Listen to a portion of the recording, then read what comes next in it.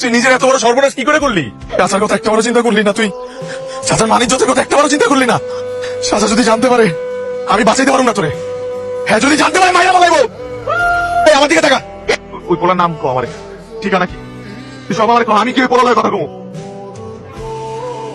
আমার ছেলে হইয়া ওই আলতাফ মেম্বারের মেয়েরে পছন্দ করো? তুমি ওই মাইয়ারে ভুলে যাবা, আর আজকে তুমি খাবার বাড়িতে চলে যাবা। এখন থেকে ওইখানেই থাকবা। আমার মান সম্মান নিয়ে টানাটানি। আবার আমি কোথাও যাবো না। তারপর 25টা দাঁত ফেলা দেবো। যাবা তোমার লাগে আমার কথা আছে। আমি ভুল করে গিয়ে কয়ে বলা সুমি, আমগো সুমি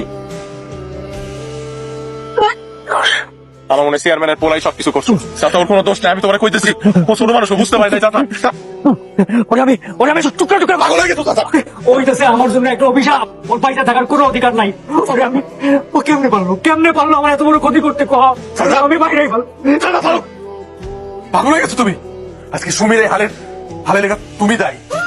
একটাবার বুকে হাত দিয়ে কইতে পারবা ওর জন্মের পর থেকে আজ পর্যন্ত তুমি ওর সন্তান হিসেবে স্বীকার করছো কিনা? করো নাই। আর জীবন এই মায়ের তুমি অভিশাপ মনে করে গেছো।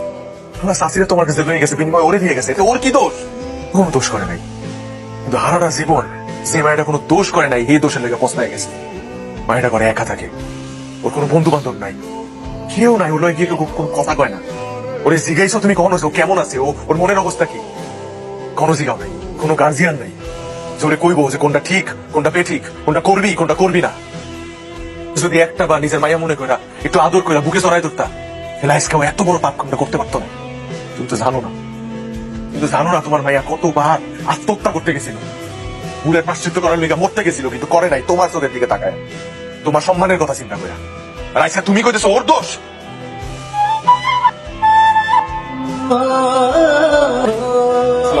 ওয়ালাইকুম আসসালাম। কি ব্যাপার হঠাৎ এত আয়োজন করে আমার বাড়িতে? চেয়ারম্যান সাহেব, ওই আনুষ্ঠানিক প্রস্তাব নিয়ে আসছি চেয়ারম্যান সাহেব। আমার মেয়ের সাথে আপনার ছেলে। আপনি এই ইউনিয়নের মেম্বার আর আমি চেয়ারম্যান, জি সেই কারণেই আমি অতি বিনয়ের সাথে ভদ্রতার সাথে আপনার সাথে কথা বলতেছি। আপনি যে লোভ এবং আশা নিয়ে আইছেন সেটা আপনার কোনোদিনও পূরণ হবে না। চেয়ারম্যান সাহেব, আপনি এসব কি কথা বলতেছেন চেয়ারম্যান সাহেব? ওরা দুজনকে ভালোবাসে। জয় মিয়া, আমি কি বলতেছি আপনি বুঝতে পারতেছেন না? আপনার মতো নিচু বংশের লোকের মাইয়ার সাথে আমি আমার পোলার বিয়া দিব না।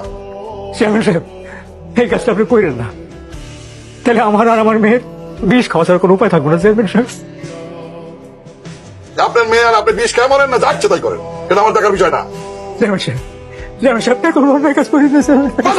কত বড় সাহস, হ্যাঁ? ঘাট ধাক্কা দিয়ে বাড়ি থেকে বার করার আগে এখানে চলাম।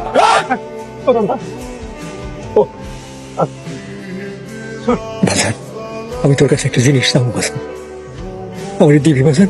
আমার পুরো জীবনটাই তো তোমার নামে, কি চাও খাও, আমি আমার কলিজারা সিরা দিয়ে দিব তোমারে।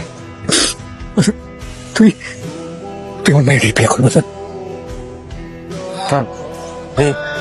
আমি তো সাথীরে ভালোবাসি, আচ্ছা তুমি তো জানো সাথীরে বিয়ে করতে চাই। তুমি এটি জানার পরও আমার এই অবস্থা আমি জানি, আমি সব জানি, তারপরে বাজান আমি স্বার্থপরের মতো তোর কাছে এটা চাইতেছি। আমার মান সম্মান এখন তোর উপরে বাজান। আমার যদি তুই ফিরে দেশ খালি হাতে, তাহলে আমার আর সুমির বিষ খাওয়া ছাড়া কোনো উপায় থাকবে না বাজান। বাজান আমার এই জীবনটা চাচার ধান। এই ছোটবেলা থেকে আমরা অনেক আদর যত্ন করে বড় করছে, মানুষ করছে। আর আজকে একটা জিনিস জীবনে প্রথম আমি না করতে পারি নাই। আমি কি করবো? আমার তুমি কও আমি কি করবো? তুমি তোমার চাচার কথা মাইনা